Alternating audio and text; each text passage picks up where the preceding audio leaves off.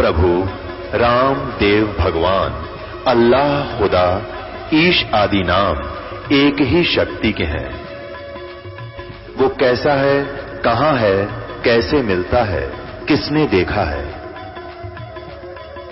ये प्रश्नवाचक चिन्ह पूर्ण रूप से हटाने के लिए अवश्य सुनिए जगत गुरु तत्वदर्शी संत रामपाल जी महाराज के अमृत वचन, सर्व पवित्र धर्मों के पवित्र शास्त्रों के आधार पर। पुण्यात्माओं, भगवान श्री कृष्ण जी के बारे में जानकारी हमने उनकी जीवन लीला से ही प्राप्त ग्रहण की है कि उन्होंने ऐसी ऐसी लीलाएं की।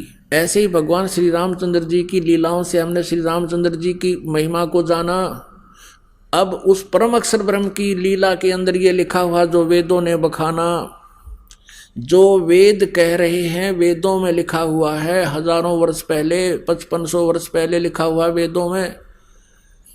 वैसे तो वेद तो कहते हैं सतयुग के प्रारंभ से ही चले आ रहे हैं, लेकिन बाद में अब लिपिबद्ध किए गए हैं जो 5500 वर्ष पहले वेद व्यास जी ने किए थे। उन वेदों में लिखा है और वही परमात्मा ने लीला की हुई है। सन 1398 से लेकर 1518 120 वर्ष तक। तो पुण्यात्माओं, अब परमात्मा को पहचानना बहुत आसान हो गया। Kabir is God, Kabir is complete God. ये परमात्मा कबीर जो है ये पूर्ण परमात्मा है, ये सारी सृष्टि का रचनहार है। वेद इसकी गवाही दे रहे हैं और आंखों देखा वो परमात्मा के संत गवाही दे रहे हैं। बोलो सतगुरुदेव।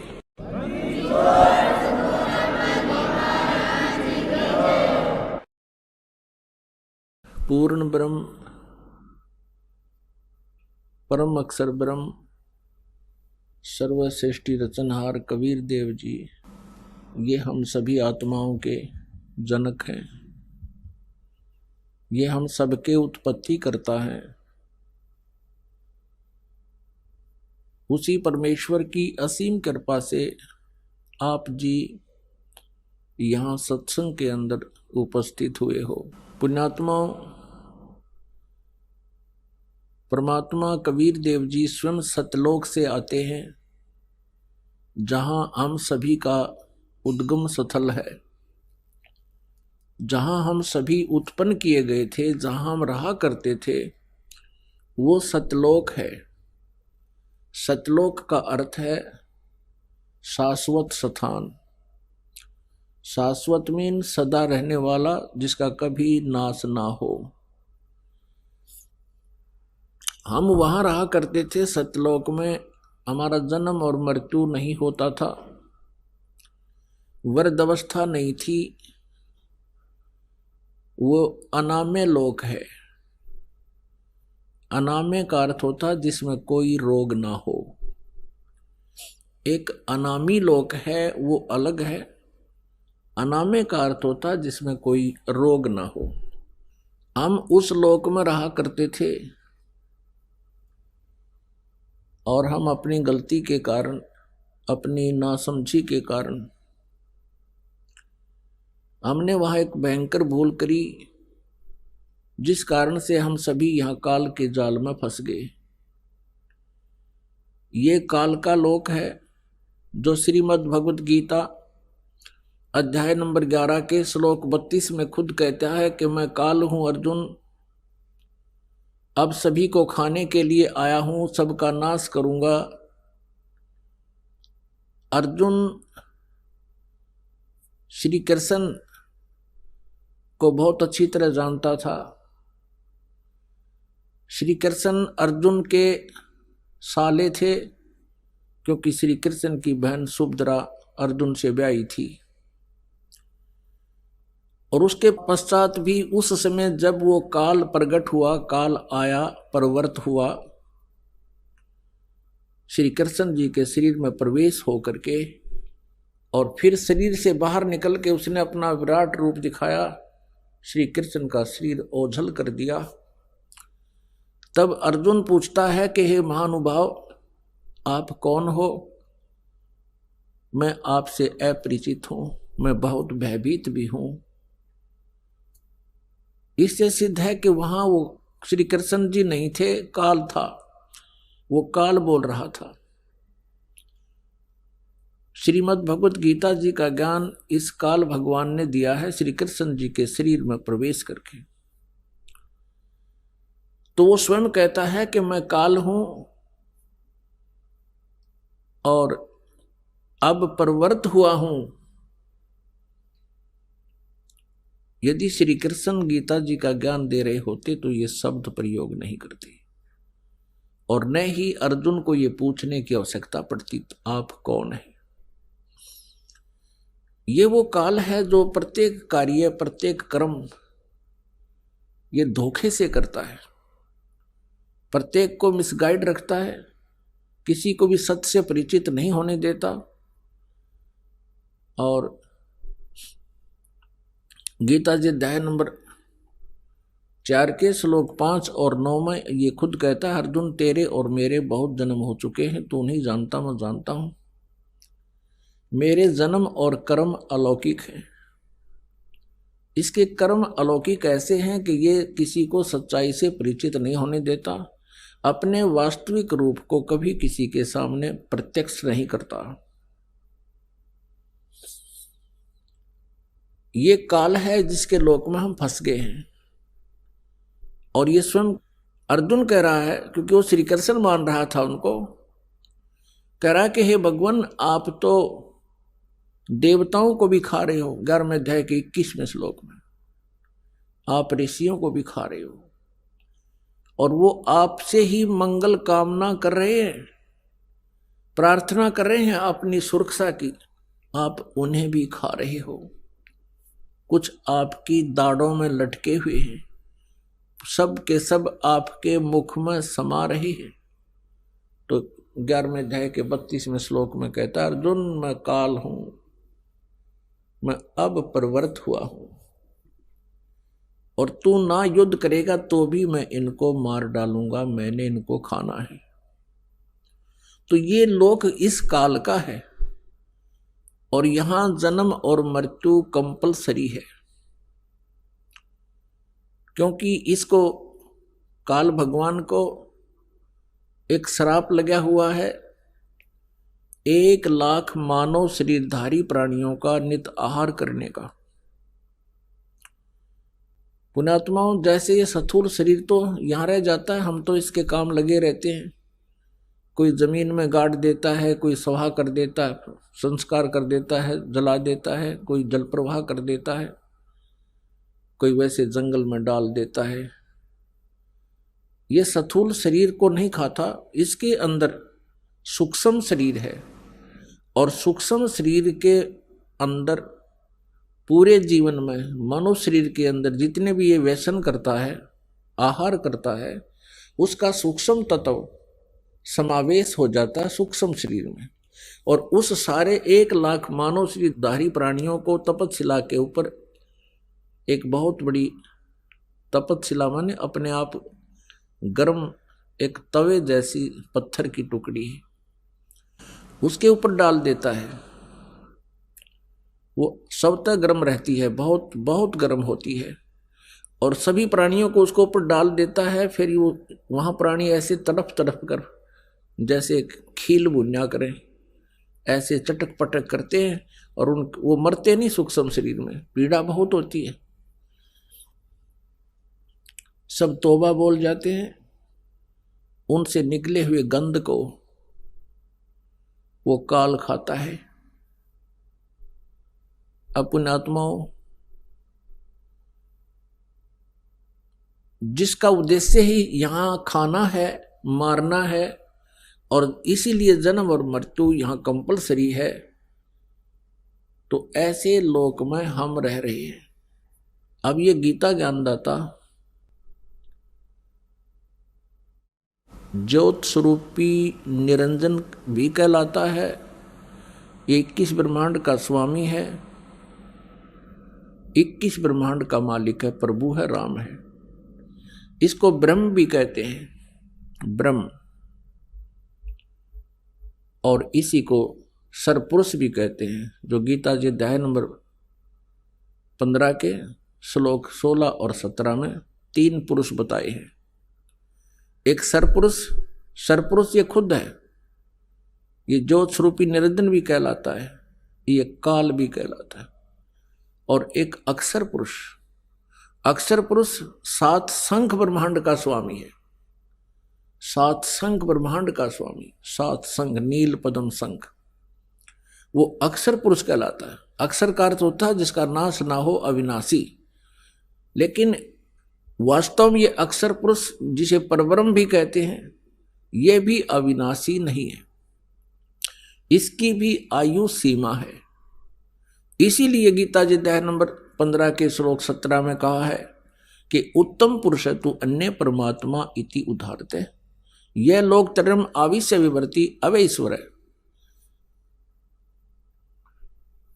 उत्तम पुरुष, जैसे गीता जी अध्याय नंबर 15 के श्लोक नंबर 16 में 2 पुरुष बताए, सरपुरुष और अक्षर पुरुष, और साथ में यह भी निर्णय दिया है कि इनके तथा इनके अंतर्गत जितने भी प्राणी हैं ये सभी नाशवान हैं, और जीवात्मा किसी की मरती नहीं, वो अमर है। इसलिए 17वें श्लोक में 15वें अध्याय के तुरंत कहा है कि उत्तम पुरुष है तू अन्य, यानी पुरुषोत्तम पुरुष, उत्तम, उत्तम पुरुष, उत्तम माने श्रेष्ठ, पुरुष माने प्रभु, यानी अच्छा भगवान। तो इसका मतलब है कि दोनों अच्छे नहीं है, सरपुरुष भी और अक्षर पुरुष भी। इसलिए उत्तम पुरुष अन्य बताया है और उसी को परमात्मा कहा जाता है, और वही तीनों लोकों में प्रवेश करके सबका धारण पोषण करता है, वो है वास्तव में अविनाशी परमात्मा। अब यहां ये भ्रमित संत ऋषि गुरु आपको भ्रमित कर सकते हैं। 15वें अध्याय के 18वें श्लोक में गीता जी में ये सरपुरुष गीता ज्ञानदाता कहता है कि मैं लोक वेद के आधार से पुरुषोत्तम प्रसिद्ध हूं, क्योंकि मेरे अंतर्गत, मेरे 21 ब्रह्मांड में जितने भी प्राणी मेरे प्राधीन हैं, उनसे मैं उत्तम हूं, उनसे श्रेष्ठ हूं, उनसे तगड़ा हूं। इसलिए मैं पुरुषोत्तम नाम से प्रसिद्ध हूं। केवल लोकवेद, लोकवेद माने दंत कथा, जो वास्तविक ना हो। जैसे हम अभी तक श्री ब्रह्मा जी, श्री विष्णु जी, श्री शिव जी को अजन्मा कहा करते थे, सुना करते थे, इनके कोई माता पिता नहीं, इनको सर्वेश्वर, महेश्वर, मृत्युंजय, कालज्य, सर्वेश्वर कहा करते थे। ये लोकवेद था, ये दंत कथा थी। वास्तव में इनके इतिहास में लिखा है, इनकी जीवनी में लिखा है कि नासवान है और इनकी जन्म मृत्यु होती है। इनकी माता दुर्गा है और पिता ज्योति निरंजन काल, ये सरपुरुष है। ये स्वयं भी स्वीकार करता गीता जी अध्याय नंबर 10 के श्लोक नंबर 2 में कि मेरी उत्पत्ति को न तो देवता जानते हैं, न ये सिद्ध पुरुष और न ये ऋषि जानते हैं, क्योंकि ये सभी मेरे से उत्पन्न हुए हैं। तो पुण्यात्मा, वो पुरुषोत्तम कोई और है, और वो पुरुषोत्तम रहता कहां है? वो शाश्वत स्थान में रहता है, सनातन परमधाम में रहता है, और वहां से चलकर आता है। हम सभी आत्माएं उस परम अक्षर ब्रह्म सत्य पुरुष कबीर देव जी की हैं। वो हम सबका पिता है, चींटी से लेकर हाथी, रंग से लेकर राजा तक का। लेकिन यहां काल ने हमें अपने स्वरूप से ही अपरिचित करा दिया, हमारे वास्तविक ठिकाने से हमें गुमराह कर दिया। यहां जन्म मरण का विधान हमें फाइनल बता दिया, अपने आप को इसने निराकार सिद्ध करवा दिया। क्योंकि ऋषि महर्षियों ने परमात्मा पाने की चेष्टाएं की, क्योंकि आत्मा परमात्मा से बिछड़ने के उपरांत उसी दिन से इसकी खोज में लग गई, क्योंकि आत्मा को परमात्मा के अभाव का बहुत गहरा धक्का लगा। पुण्यात्माओं, जब तक आपके घर पर बिजली आई हुई है, बल्ब भी चल रहे हैं, कूलर भी चल रहे हैं, पंखा भी चल रहा है, और भी आवश्यक कार्य आप जो कर रहे हैं वो भी हो रहा है, और जिस समय वो बिजली चली जाती है फिर आपको उसकी आवश्यकता महसूस होती है, उसका अभाव आपको खटकता है और सारा दिन कट लग जाए तो पसीने छूट जाते। तो ऐसे ही आत्मा को, हम सभी को वहां बहुत सुख था, किसी चीज का कोई अभाव नहीं था। जो ही हम इस काल के साथ यहां इसके लोक में आए, हमारा वो लाइट चली गई, परमात्मा से मिलने वाली राहत हमें समाप्त हुई, खत्म हुई। और हमारे जितने इन्वर्टर चार्ज थे, जब तक वो चलते रहे तो हम सोचते रहे मौज हो रही है, और जब हमारे इन्वर्टर की बैटरी डिस्चार्ज हो गई, फिर हम गधे और कुत्ते सुअर बना दिए गए इस काल के द्वारा, इस काल के लोग।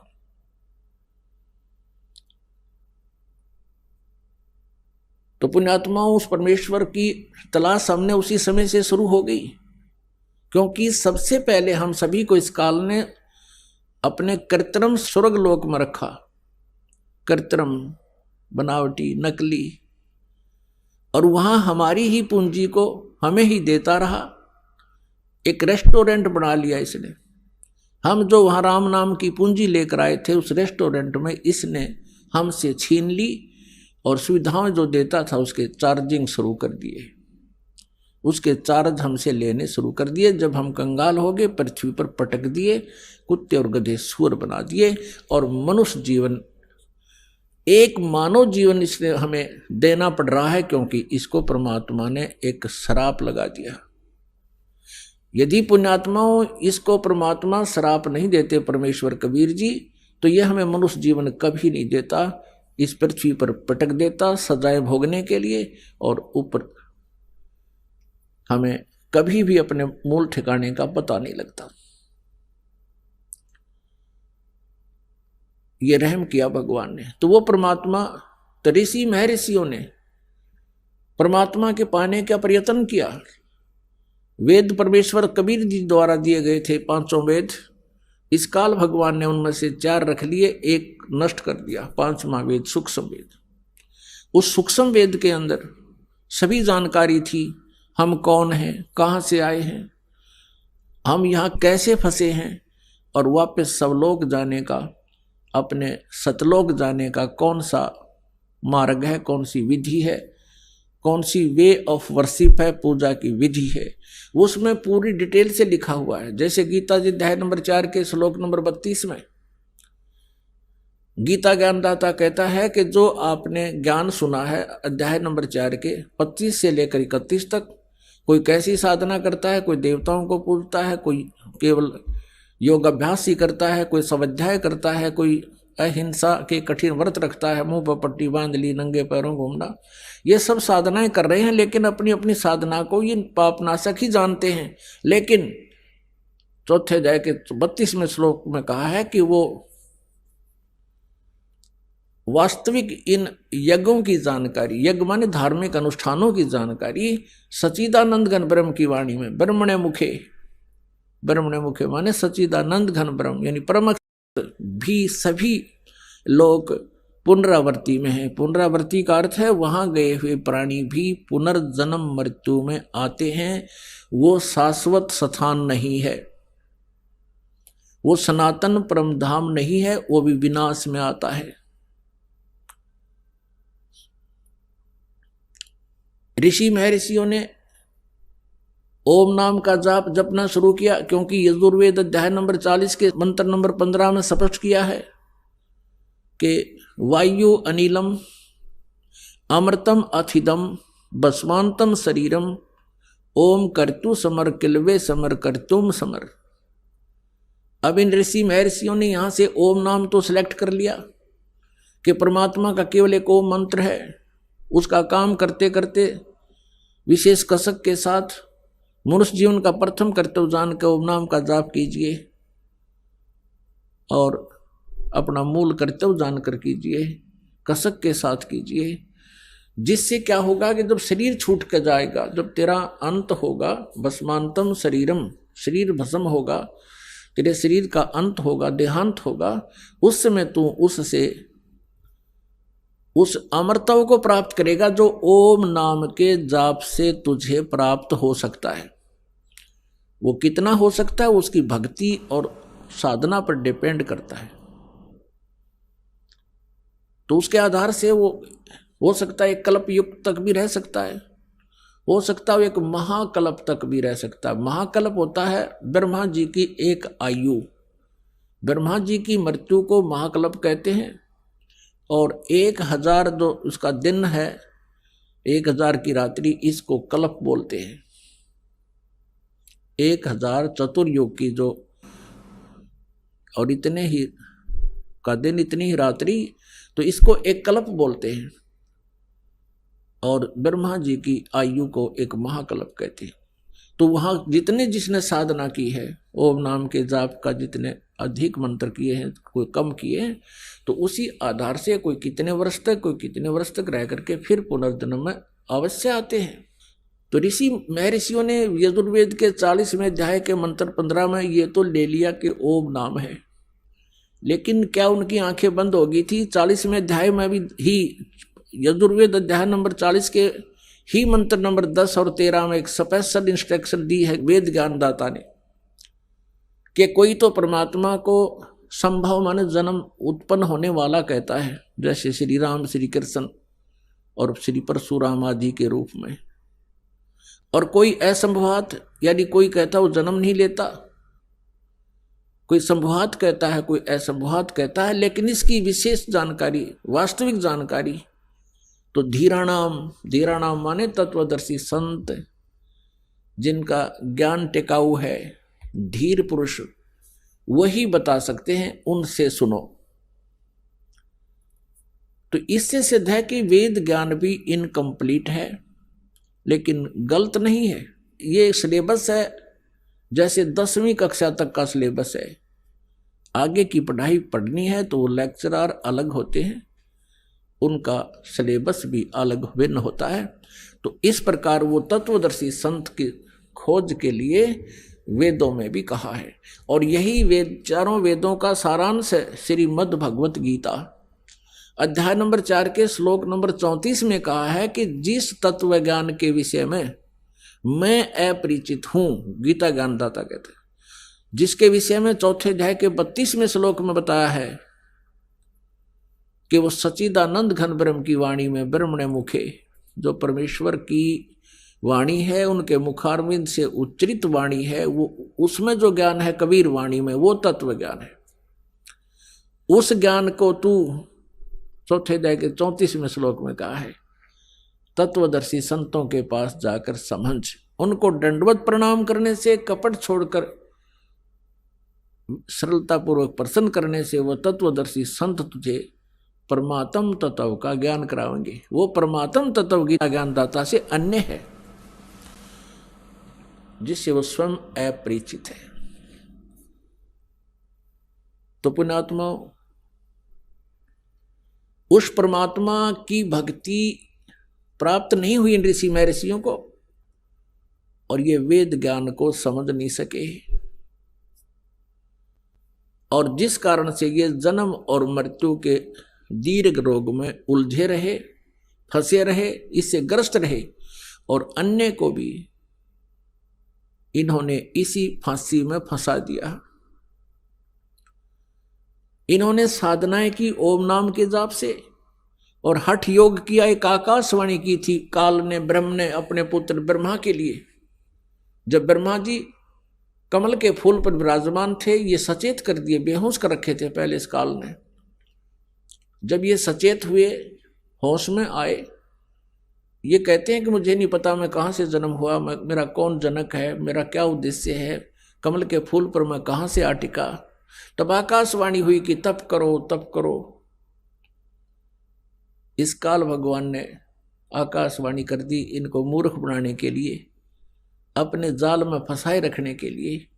वेदों से न्यारा ज्ञान अपनी तरफ से अपना मत पर प्रोड्यूस कर दिया इनके अंदर।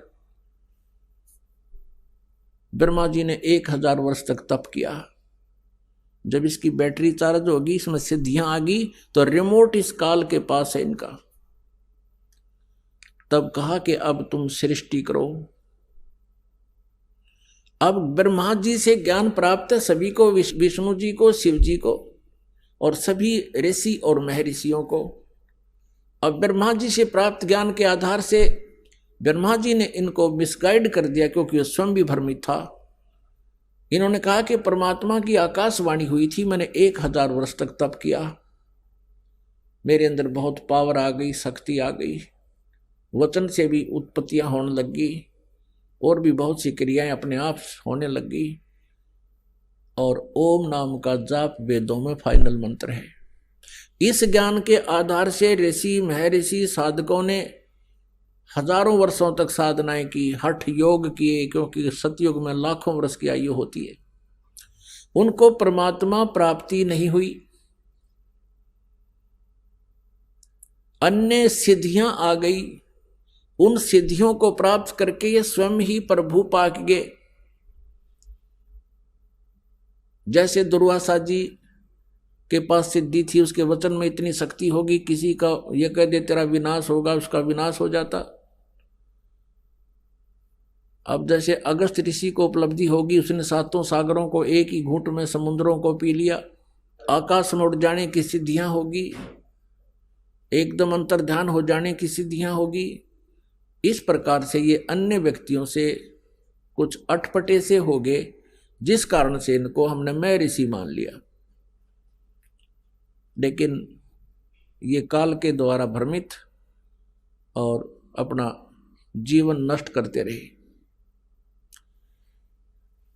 अब गीता जी अध्याय नंबर 11 के श्लोक नंबर 47 और 48 में गीता ज्ञानदाता कहता, अर्जुन ये मेरा वास्तविक रूप है, मैं काल हूं। 11वें अध्याय के 32वें श्लोक में स्पष्ट किया है।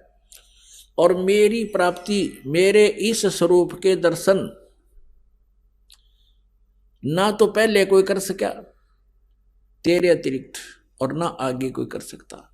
अब मैंने अपनी कृपा से तुझे ये सब कुछ अपना शरीर, अपना रूप दिखाया है। और मेरी प्राप्ति यानी मेरे इस रूप के दर्शन, ब्रह्म की प्राप्ति, ना वेदों में वर्णित विधि से, ना किसी जप से, ना तप से, ना किसी क्रियाओं से कभी नहीं हो सकती। तो इसने तो किल्ली काट दी, स्पष्ट कर दिया कि मेरी प्राप्ति यानी ब्रह्म प्राप्ति नहीं है। अब ऋषि महर्षियों ने वही जाप किए जो काल ने इनको दे रखे थे, उससे इन ब्रह्म प्राप्ति हुई नहीं। इन्होंने अपने अनुभव की पुस्तकें उपनिषद बना डाले। परमात्मा निराकार है, और किसी ने परमात्मा को साकार भी बताने की चेष्टा की तो क्या बताया कि जो भी आपको दृष्टि गोचर है, ये पृथ्वी, पहाड़, सूर्य, चांद, सितारे, ग्रह, ये परमात्मा का साकार रूप बता दी। और आज तक यही अज्ञान आधार सबके अंदर भरा पड़ा था। अब पुण्यात्माओं, गीता ज्ञानदाता और वेद ज्ञानदाता ये ब्रह्म है। ये स्वयं कहता है कि उस परमात्म तत्व की जानकारी तो तत्वदर्शी संत बताएंगे, वो इन्हें मिला नहीं, वो इनको मिले नहीं, और मिले तो इन्होंने माना नहीं। क्योंकि परमेश्वर कबीर देव जी ये हमारे सबके मालिक हैं, और यही यहाँ हमें इस यथार्थ ज्ञान को, सूक्ष्म वेद को जो काल ने नष्ट कर दिया, समाप्त कर दिया, उसको पुनः देने के लिए, बताने के लिए आते हैं। तुम कौन हो, कहाँ से आए हो, तुम यहाँ किस लिए जीवित हो, एक पल में ना जाने किसकी मृत्यु हो जावे, और तुम्हें मूर्ख बना रखा है। ये तुम्हारी कार है, ये तुम्हारी कोठी है, ये तुम्हारी संपत्ति है, और ऐसा नहीं करोगे तो डरा के रखता है ये मन सबको, इस आत्मा को भयभीत रखता है, तेरा विनाश हो जाएगा, तू ऐसा नहीं करेगा तो ऐसा हो जाएगा, सत्संग में जाएगा तो पीछे से हानि हो जाएगी। और वो हानि तो एक दिन होनी है, जब भगवान से दूर रहे तो मृत्यु हो जाएगी। फिर वो जिस लाभ के लिए सारा जीवन खो दिया वो परमानेंट खत्म हुआ। तो इन बातों को हमने गहराई से सोचना पड़ेगा। सत्संग में आने से आपको ज्ञान होता है, सत्संग में आने से आपको ज्ञान होता है, और वो परमात्मा द्वारा दिया हुआ, परमेश्वर द्वारा दिया हुआ ज्ञान उन्हीं की अमृतवाणी में आपको सुनाया जाता है, जो सच्चिदानंद घन ब्रह्म की वाणी है, जो 5वां वेद है। उसके आधार से परमात्मा हमें बताते हैं कि तुम जो साधनाएं करते हो, जिस लोक में रह रहे हो, ये काल का लोक है और यहां कोई भी प्राणी सुखी नहीं है। परमात्मा स्वयं आए, कबीर देव जी चारों युगों में आते हैं, सतयुग में सत्सुकृत नाम से प्रसिद्ध होते हैं और पूरे युग में सत्सुकृत नाम के महापुरुष के नाम से जाने जाते हैं, ऋषि के नाम से। त्रेता युग में मुनिंदर नाम से उनकी प्रसिद्धि होती है और द्वापर युग में करुणा में नाम से, और कलयुग के अंदर उन कबीर नाम से, उनके वास्तविक नाम से ही वो प्रकट होते हैं। यही नाम रखवाते हैं जो उनका वास्तविक नाम है, कबीर देव, कबीर साहब। अपनात्मा परमात्मा वैसे भी अन्य कई रूपों में प्रकट होते रहते हैं, लेकिन कबीर देव जो उनका नाम है ये इस युग में प्रसिद्ध रहेगा। इसके इक्विवेलेंट और कोई प्रसिद्धि परमात्मा की नहीं होगी। परमात्मा के ज्ञान के प्रचार बहुत कुछ होंगे, उससे हमें लाभ भी बहुत मिलेगा, लेकिन परमात्मा का नाम कबीर देव ही चलेगा कलयुग में। तो चारों युगों में आकर के परमेश्वर ने ज्ञान तो हमें दिया, लेकिन इस काल ने हमें स्वीकार नहीं करने दिया। अब वो परमेश्वर अपने सतलोक शाश्वत स्थान से चलकर आते हैं, सनातन परम धाम से चलकर आते हैं। उस सनातन परम धाम में, सतलोक में कोई कष्ट प्राणी को नहीं होता। वहां जरा और मरण नहीं है। जरा मीन बुढ़ापा, मरण मीन मृत्यु। वहां जरा मरण नहीं है, वहां कष्ट कोई नहीं किसी के शरीर में, किसी प्रकार की कोई टेंशन नहीं है। उस लोक में हमें जाने से लाभ होगा, सर्व सुख होंगे। उसका भेद काल ने छुपा दिया और ऑप्शन छोड़ दिया कि उसको तो तत्वदर्शी संत बता सकते हैं, उनसे पूछ लो, मुझे नहीं मालूम। अब परमात्मा सतलोक से चलकर गति करके आते हैं और अपनी प्यारी आत्माओं को अपने विषय में पुनः जानकारी देते हैं। हमने प्रभु की परिभाषा पढ़ रखी है कि वो निराकार है। परमात्मा आते थे, स्वयं कहते थे मैं परमेश्वर हूं, सारी सृष्टि का रचनहार हूं, मेरा नाम कबीर है। कबीर देव जो वेदों में तुम कबीर देव पढ़ते हो वो मैं ही हूं, और कुरान शरीफ में जो तुम अल्लाहु अकबर कबीरा खबीरा पढ़ते हो वो भी मैं ही हूं। मेरी ही महिमा का गुणगान है। लेकिन सभी धर्मों के धार्मिक व्यक्ति भ्रमित हैं, सभी परमात्मा को निराकार मान रहे हैं और प्रत्येक ने शास्त्रविद साधना करके, कंप्लीट साधना ना मिलने से, पूर्ण साधना ना मिलने से, भक्ति ना मिलने से बहुत कुछ ट्राई की, प्रयत्न किए, परमात्मा ना मिलने से ये बात अपना अनुभव पूरे समाज में प्रोड्यूस कर दिया, पूरे समाज में भर दिया कि परमात्मा निराकार है। तो परमेश्वर सतलोक से चलकर आते हैं, सनातन परमधाम से चलकर आते हैं, जहां जाने के बाद प्राणी को फिर कष्ट नहीं होता। इसी का समर्थन गीता ज्ञानदाता 18वें अध्याय के 62वें श्लोक में कहता, अर्जुन तू सर्वभाव से उस परमेश्वर की शरण में जा, उसकी कृपा से तू परम शांति को और सनातन परम धाम को प्राप्त होगा। परम शांति को और सनातन परम धाम को प्राप्त होगा। अपने विषय में कहता है अर्जुन 7वें अध्याय के 5 और 7वें अध्याय के, गीता जी के 7वें अध्याय के 5 और 7 श्लोक में अपने विषय में कहता अर्जुन मेरी भक्ति कर तो मुझे ही प्राप्त होगा, लेकिन युद्ध तो करना ही पड़ेगा। युद्ध भी कर, मेरा स्मरण भी कर। गीता जी अध्याय नंबर 8 के श्लोक नंबर 1 में अर्जुन ने पूछा कि हे भगवान, आपने गीता अध्याय नंबर 7 के श्लोक 29 में कहा है कि उस तत्परम से परिचित और पूरे अध्यात्म ज्ञान से परिचित, सभी कर्मों से परिचित प्राणी केवल जरा और मरण से छूटने का ही प्रयत्न करता है, इस संसार की किसी भी वस्तु की इच्छा नहीं रखता। अब अर्जुन पूछता है 8वें अध्याय के प्रथम श्लोक में, किम तत्ब्रह्म, वो तत्ब्रह्म क्या है। 8वें अध्याय के तीसरे श्लोक में गीता ज्ञानदाता कहता है वो परम अक्षर ब्रह्म है। गीता जी अध्याय नंबर 15 के श्लोक नंबर 1 से 4 और 16-17 में ये बहुत विस्तार से जानकारी दी गई है। तत्वदर्शी संत की पहचान भी बताई गई है कि उल्टे लटके हुए संसार रूपी वृक्ष के सभी विभाग जो बता देगा। जैसे अक्षर पुरुष एक पेड़ है, निरंजन वा की डार, निरंजन कहते हैं सर्व पुरुष को। दूसरे शब्दों में हम कहें कि अक्षर पुरुष एक पेड़ है, सरपुरुष वा की डार और तीनों देवा शाखा हैं ये पात रूप संसार।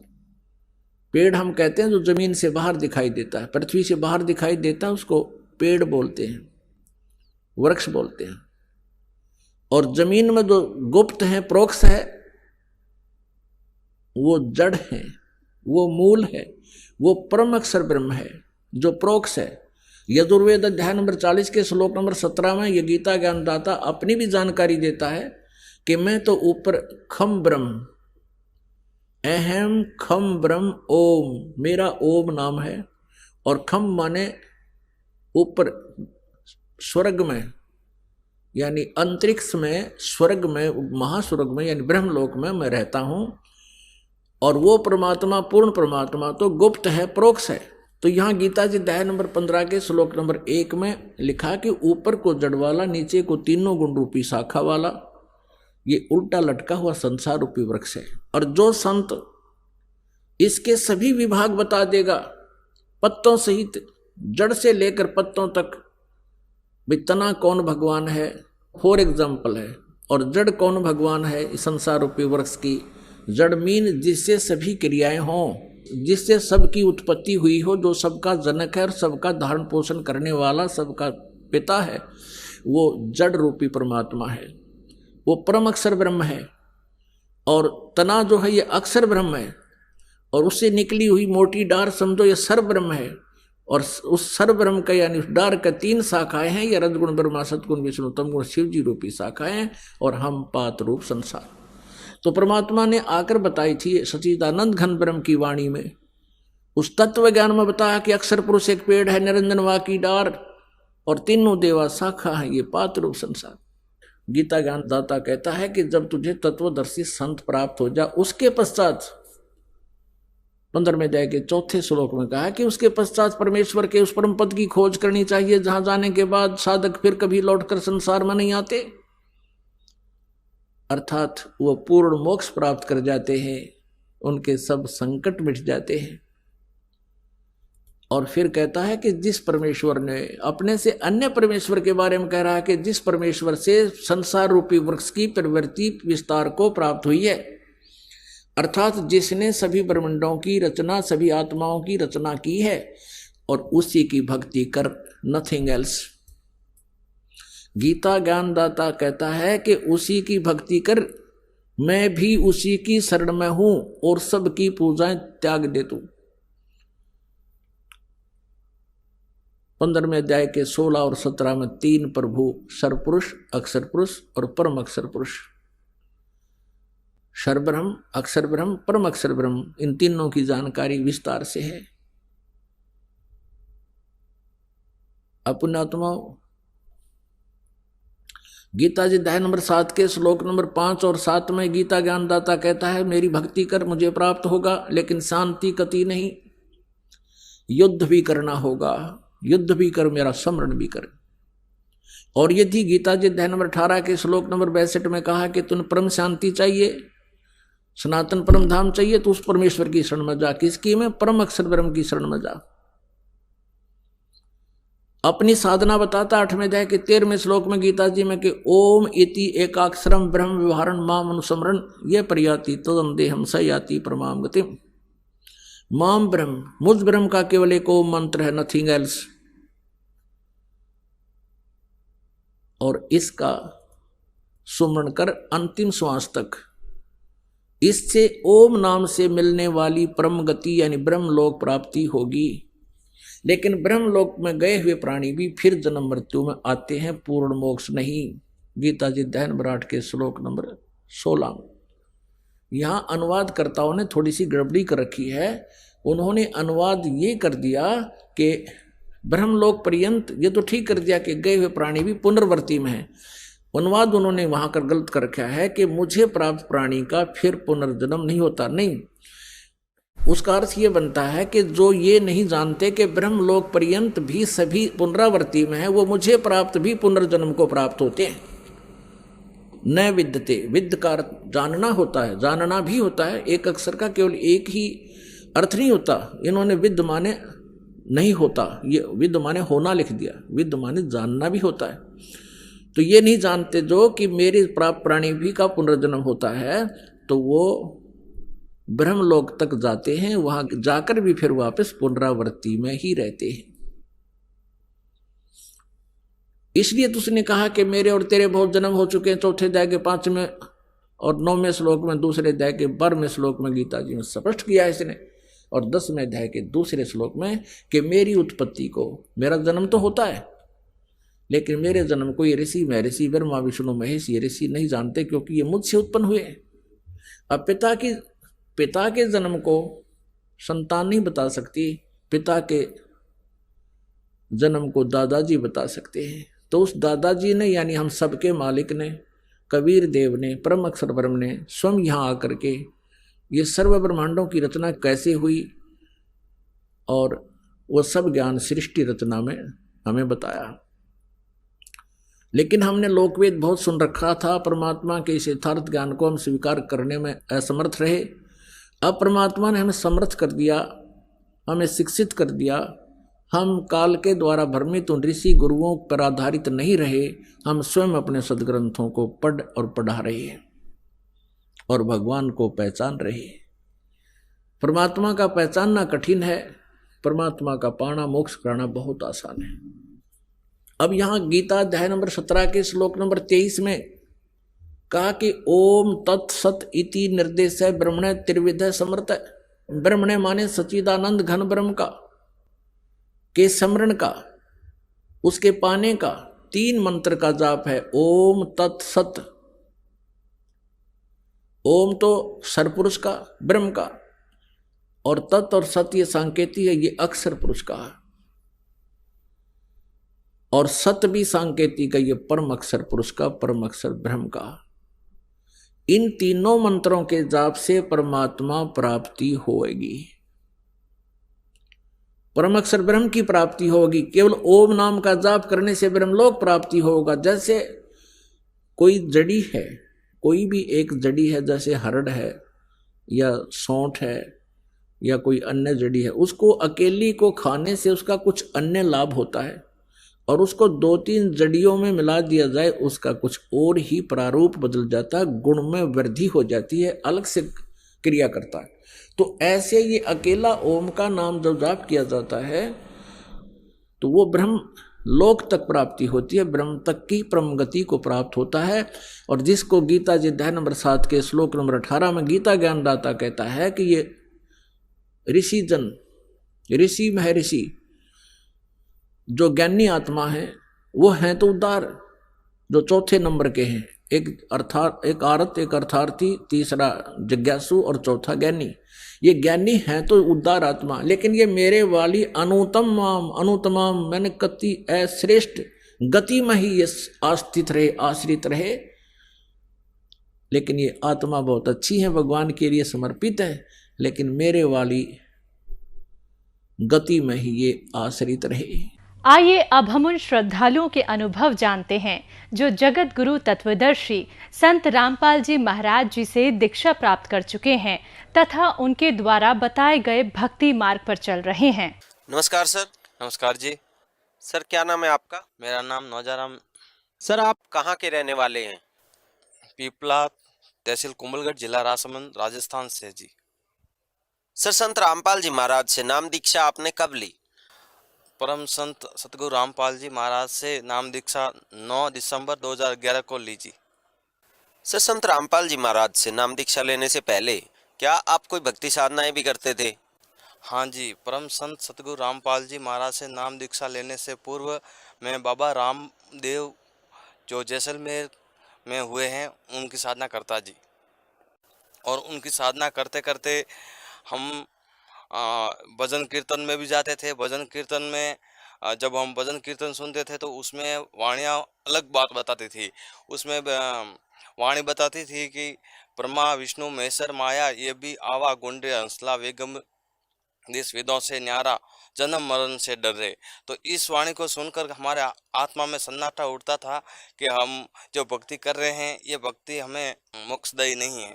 तो हम हमारे वहाँ के जो लोकल गुरुजी जो होते थे संत उनको पूछते थे कि आप ये वाणी जो बता रही है इसके लिए क्या निचोड़ है। तो उन्होंने कहा कि भाई भक्ति आप जो कर रहे हैं पहले गुरु बनाओ।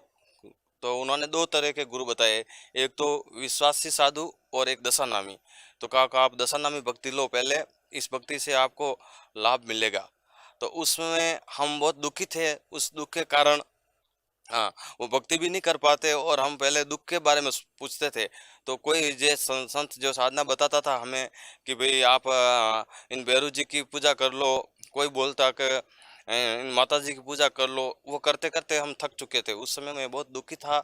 मेरे 2008 में मेरे पिताजी की मृत्यु हो गई थी, जो एक गंभीर बीमारी के कारण हुई थी, श्वास की बीमारी थी। हम परिवार में मेरी माँ और मेरा भाई और एक बहन थे। बहन की शादी 2002 में हो चुकी थी। उसके बाद हम आर्थिक तंगी से परेशान होने के कारण न तो कहीं भक्ति में मन लगता था, न कोई कमाई में मन लगता था, क्योंकि हमारे पास कमाई का कोई साधन ही नहीं था। ऐसी साधना करते करते हमारी साधना का कोई सिर पैर ही नहीं था।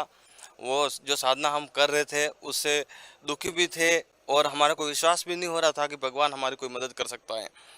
तो ऐसा करते करते जब हम मेरे पिताजी ऑफ हुए उसके बाद में हमारे उधर एक रीति रिवाज चला हुआ है कि उजली जोत करवाना। तो उस समय साधु संतों से वो भजन कीर्तन करवाते हैं। तो उस उजली जोत में उन्होंने मुझे बताया कि भाई आपको अब दीक्षा लेनी पड़ेगी, क्योंकि ये जोत बंद नहीं होती है। तो मैंने कहा भाई मैंने तो आपसे कुछ पूछा ही नहीं है और मेरी कोई शंका है तो वो कैसे दूर होगी। तो उन्होंने बताया मुझे कि आप ऐसा करें, सुबह सारी गुरुजी जिससे आप दीक्षा ले रहे हो उनसे बात कर लेना, वो आपको सारी बात समझा देंगे। अभी आप दीक्षा ले लो। उन्होंने उस समय मुझे और मेरी पत्नी को नाम दीक्षा देने के लिए वहाँ बिठाए। नाम दीक्षा तो क्या होती है, वो ऐसे बिठाए और उन्होंने सिर पे चाकू रखा और कान में फूंक लगा करके बोला भाई आपकी गुरु दीक्षा हो गई। फिर बोला भाई सुबह बात करेंगे। जब सुबह गुरुजी फ्रेश होकर हाथ मुंह धो करके जब चाय पे ले रहे थे उस समय हम गुरुजी से डिस्कस के लिए पूछा तो बोला भाई थोड़ी देर बाद रुको। वो उन गुरुजी का नाम था वरदा राम जी, जो हमारे आसपास के गांव के आत्मा गांव के निवासी थे। वो उनसे हमने गुरु दीक्षा ले रखी थी। तो उन्होंने हमें बताया कि भाई तुम भक्ति करने के लिए एक फल छोड़ना पड़ेगा गुरु दीक्षा लेने से पहले। तो मैंने कौन सा फल छोड़ना है? तो उन्होंने कहा भाई कोई भी तुम फल सेलेक्ट कर लो।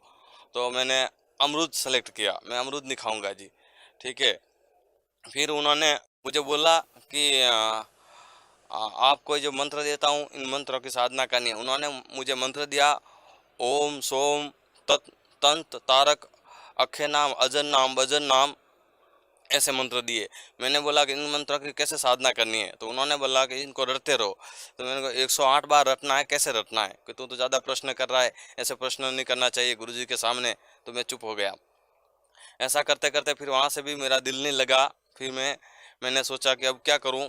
तो फिर मैंने और घर की समस्या के कारण मैं देवी देवताओं के मंदिरों में और भोपाल जी के पास में जा जाके थक चुका था। एक बोपे में मेरा विश्वास हो गया कि जब मेरे पिताजी बीमार थे तो उस भोपा जी के पास में गया तो भोपा जी ने बताया कि भाई कल तेरा पिताजी दिन को 12 बजे आकाश से गोला गिरेगा। कहने का मतलब ये था कि वो मर जाएंगे। तो उस समय मैं ऐसा कंफ्यूज हो गया कि क्या होगा, कल क्या होगा। ऐसी वो पूरी रात हम टेंशन में निकाली। और जब पिताजी को हम सुबह हॉस्पिटल उदयपुर लेके गए महाराणा भोपाल चिकित्सालय में, वहाँ उनकी डॉक्टर कैलाश जैन से दवाइयाँ चलती थी और वहाँ हॉस्पिटल में लेके गए, हॉस्पिटल में उनकी डेथ हो गई। जैसे तैसे करके उनको घर लेके आए, उनका दाह संस्कार किया। फिर मन में एक प्रश्न आया कि भी ये भोपा जो कहता है वो सही है। इसने कल बताया था कि आपके पिताजी की मृत्यु हो जाएगी कल, तो उसी समय हो गई, तो इसका मतलब ये सही है। तो उसके घर में जाना आना होता रहा।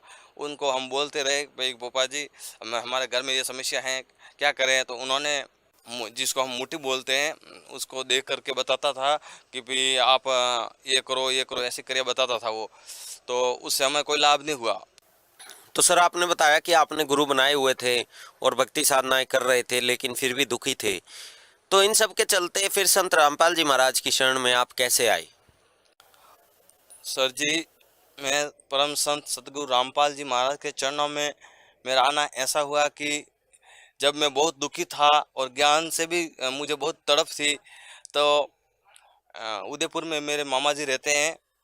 वहाँ पे वो जानते थे मेरे घर की स्थिति, तो वो 2-3 महीने से पहले वो परवाला आश्रम में आए हुए थे। उन्होंने बताया मुझे कि एक पुस्तक देता हूँ, उस पुस्तक को पढ़ना, अगर तेरे को अच्छी लगे तो फिर मुझे वापस बताना। तो वो पुस्तक थी भक्ति सौदागर का संदेश भाग 2। उस पुस्तक को मैं लेके गया और पढ़ने लगा, तो 8 दिन में वो पुस्तक मैंने कंप्लीट कर ली। और पुस्तक को पढ़ करके मैं बहुत ही भाग्यशाली समझने लगा। वो दुख तो मैं भूल गया और मैं परमात्मा की खोज में मैंने ये सोचा कि परमात्मा मुझे मिल गया है। तो परम संत रामपाल जी महाराज के चरणों में आने के लिए मैं तैयार हो गया। उनको मामा जी को मैंने बताया कि मामा जी मुझे वहाँ चलना है। तो मामा जी ने कहा बेटे पहले पूरा ज्ञान समझ ले और घर वालों को भी समझा दे कि भाई अपन इस रास्ते जा रहे हैं, वापस घर आकर के नाम खंडित कर देगा तो लाभ नहीं मिलेगा। तो मैंने घर में सबसे विचार विमर्श कर कर के तैयार हो गए और हम सतलोक आश्रम बरवाला के लिए 8 दिसंबर 2011 को रवाना हुए। और सुबह जब आश्रम में पहुँचे तो वहाँ का नज़ारा देख कर के मेरी आत्मा गदगद हो गई और परिवार ने भी सुकून महसूस किया कि ऐसा स्थान है जहाँ पर कोई दुख का है ही नहीं, यहाँ पे हमारे को कंप्लीट लाभ मिलेगा जी।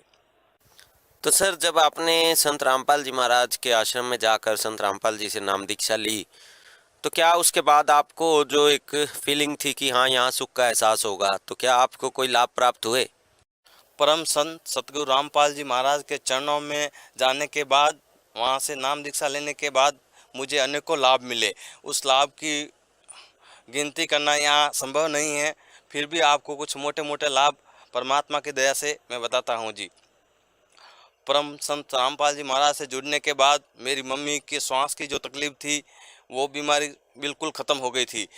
वो पहले मम्मी जी को डेली दवाइयाँ लेनी पड़ती थी। डॉक्टर ओपी मीणा जो MLSU हॉस्पिटल में जो MBBS हॉस्पिटल है उदयपुर, वहाँ से दवाई चलती थी। उन्होंने बताया कि भाई ज़िंदगी भर दवाई लेते रहना है, धुएं में नहीं रहना है और मिट्टी का जहाँ धूल उड़ती हो वहाँ पर इनको नहीं रखना है। तो मैंने बोला ये तो हमारे लिए संभव नहीं है।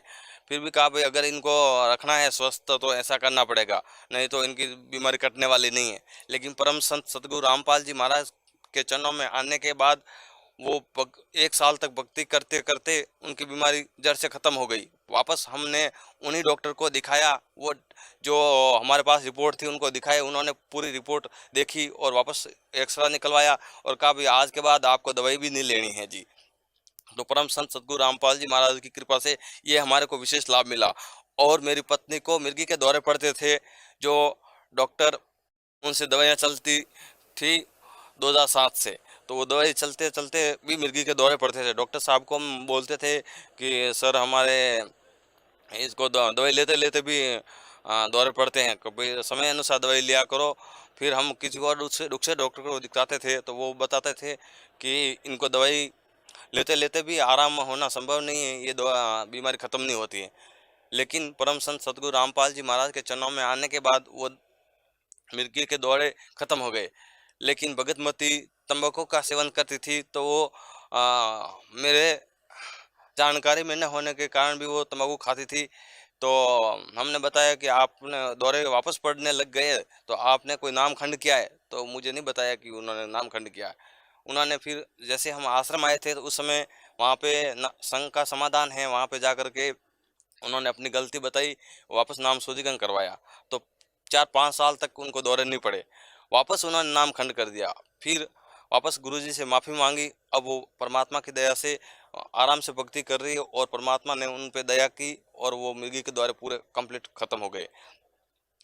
और एक लाभ हमारे को ऐसा मिला, अभी अभी परमात्मा की दया से हम गुरुजी के दर्शनों के लिए नामदान केंद्र उदयपुर जा रहे थे। रिटर्न आते वक्त हमारे बाइक का एक्सीडेंट हो गया और हम दोनों, भगतमती और मैं, हम दोनों बाइक पे आ रहे थे। तब सामने से ट्रेलर आया और हमारे को, हमारा वो जो रास्ता है वो सिंगल था तो उतरने का कोई स्थान ही नहीं था। तो हमने एकदम विचार किया कि अब क्या करें। परमात्मा को याद किया और पत्थर पे चढ़ा दी गाड़ी। तो पत्थर पे गाड़ी चढ़ाई तो गाड़ी पत्थर पे जाकर रुक गई और मैं वहीं गिर गया और भगतमती मेरे से ऊपर होकर 3-4 गुलाटी खा करके आगे चली गई। मैंने पीछे मुड़ के देखा तो भगतमती कहाँ गई, तो ऐसा सोचने लगा कि वो तो ट्रेलर के नीचे आ गई। तो परमात्मा की दया से भगतमती ने बताया कि मैं आगे खड़ी हूँ, परमात्मा की दया से हम बच गए। ऐसा करके हम परमात्मा की दया से घर पहुँचे। तो परमात्मा के चरणों में आने के बाद हमारे को अनेकों लाभ मिले हैं। तो सर, आपने बताया कि संत रामपाल जी महाराज की शरण में आने के बाद आपकी माता जी ठीक हुए, आपकी पत्नी की बीमारी भी ठीक हुई और अनेकों लाभ आपको प्राप्त हुए। तो जो श्रद्धालु आज आपको देख रहे हैं, आप उन्हें क्या संदेश देना चाहेंगे? परम पिता परमेश्वर सतगुरु रामपाल जी महाराज से जुड़ने के बाद हमारे को अनेकों लाभ प्राप्त हुए। तो हम मानव समाज को संदेश तो नहीं दे सकते, संदेश तो परमात्मा दे रहे हैं, लेकिन हम उनको प्रार्थना कर सकते हैं कि आप पूर्ण संत सतगुरु रामपाल जी महाराज का ज्ञान समझे और उनसे नाम दीक्षा लें, अपना मोक्ष कराएं। क्योंकि धरती पर पूर्ण गुरु उस समय एक ही होता है, जगत गुरु विश्व चैंपियन एक ही होता है। अगर 2 विश्व चैंपियन होते हैं तो फिर वो विश्व चैंपियन नहीं कहला सकते। तो उस समय वो विश्व चैंपियन जगत गुरु रामपाल जी महाराज ही हैं आज वर्तमान में। और वो मानव समाज को संदेश दे रहे हैं कि आप अपने इन नकली धर्म गुरुओं में जो उलझे पड़े हो, अपने शास्त्र पुनः देखो और अपनी जो वास्तविक भक्ति है उसको कर करके निज घर सतलोक को चलो जी। सर, संत रामपाल जी महाराज से नाम दीक्षा कैसे ले सकते हैं? अभी आप एक नंबर देख रहे हैं पीली पट्टी में, उस नंबरों पर कॉल करके जानकारी करके नज़दीकी नाम दान सेंटर पर जाकर के आप नाम दीक्षा ले सकते हैं जी। धन्यवाद सर। सत साहिब जी।